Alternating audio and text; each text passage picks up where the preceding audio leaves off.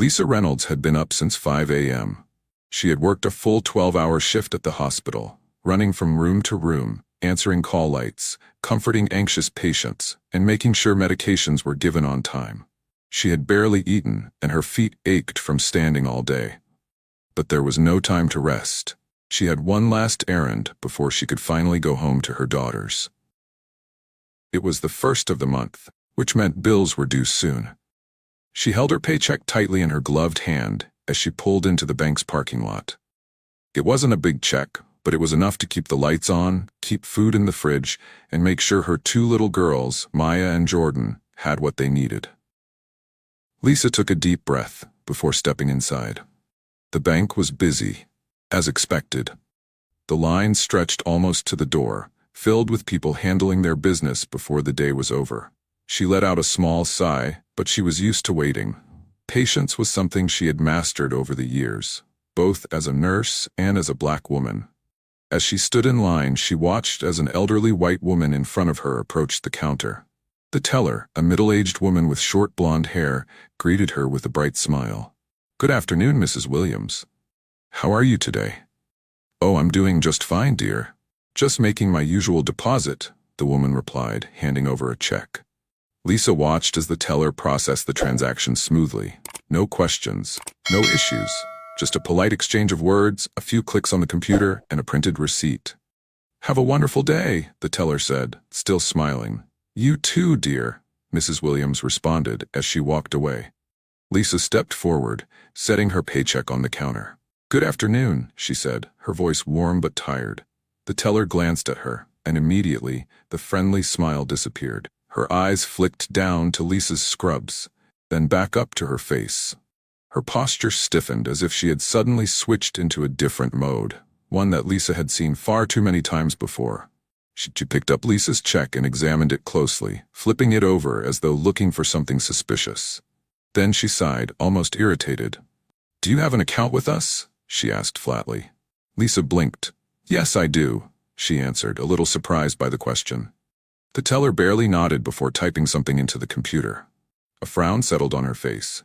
After a long pause, she looked back at Lisa and said, "I'm going to need 2 forms of ID." Lisa's stomach tightened. "I've been banking here for years," she said carefully. "I've never had to provide 2 IDs just to deposit a check." The teller shrugged. "It's policy." Lisa knew that wasn't true. Still, she reached into her purse and pulled out her driver's license. "Here's my ID," she said, handing it over. The teller barely glanced at it before setting it aside. Then, with a scrutinizing look, she asked, "And what do you do for work?" Lisa frowned. "I'm a nurse," she said, keeping her voice steady. The teller raised an eyebrow. "A nurse?" she repeated, her tone dripping with skepticism. Lisa inhaled sharply, biting back the frustration rising in her chest. "Yes," she said firmly. "I've been a nurse for 10 years. The teller pursed her lips, tapping her nails against the counter. Then, as if to make a show of it, she held Lisa's check up to the light, turning it from side to side. "I just need to verify that this check is real," she said loudly enough for others in the bank to hear. Lisa felt her stomach drop. A few customers turned their heads. She could hear the subtle whispers, the shifting of feet. She could feel their eyes on her, judging, assuming. Humiliation crept up her spine, but she refused to let it show. She had seen this play out before. This slow, insidious questioning, this need to prove herself over and over again. Lisa took a deep breath, straightened her shoulders, and spoke clearly. "Are you questioning this check because I'm black?" The entire bank fell silent. For a moment it felt as if time had stopped. The teller's face turned red. I didn't say that," she stammered. Lisa held her gaze. "You didn't have to," she said, her voice calm but unwavering. "I watched you process the last woman's deposit in seconds. No extra questions, no second ID, no verification. But when it's me, suddenly there's a problem?" A murmur spread through the line. A man in a navy blue suit shifted uncomfortably. "She's right," he said. "I didn't have to show 2 IDs either." "Me neither," a woman in a brown coat added.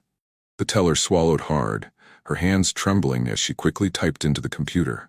A few more clicks, and then she shoved the check back across the counter. "It's fine," she muttered. "The deposit is approved." Lisa took her receipt and folded it carefully. She looked the teller directly in the eyes and said, Next time, treat everyone with the same respect, no matter what they look like.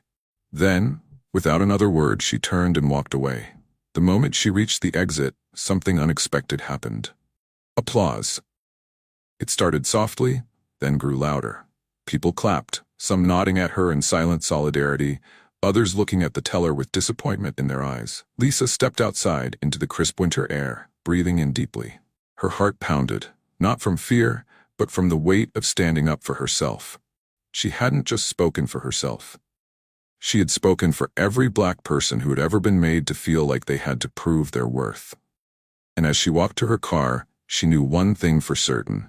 She would never, ever stay silent again. Hey everyone, if this story moved you, if it made you think, or if it reminded you why we need to keep having these conversations, please take a moment to like this video. It really helps spread awareness. I'd love to hear your thoughts, so drop a comment below. Have you ever witnessed or experienced something like this? Let's talk about it. And if you believe stories like this deserve to be told, make sure to subscribe to the channel.